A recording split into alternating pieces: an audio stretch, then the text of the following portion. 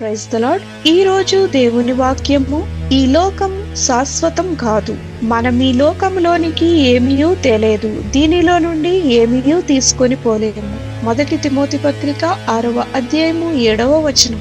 అవును, మనము తల్లి గర్భంలో నుండి ఈ లోకంలోనికి అడుగు పెట్టినప్పుడు ఆస్తులు, అంతస్తులు, పేరు ప్రఖ్యాతలు తీసుకుని రాలేదు. అయితే మనము ఎదుగుతున్న కొద్దీ ఈ లోకమే శాశ్వతమని భావించి ఈ లోకంలో ప్రతిదీ సంపాదించుకుంటకు ప్రయాసపడతాం. వాటిని సంపాదించే క్రమంలో అనేకమైన తప్పిదములు చేస్తాం.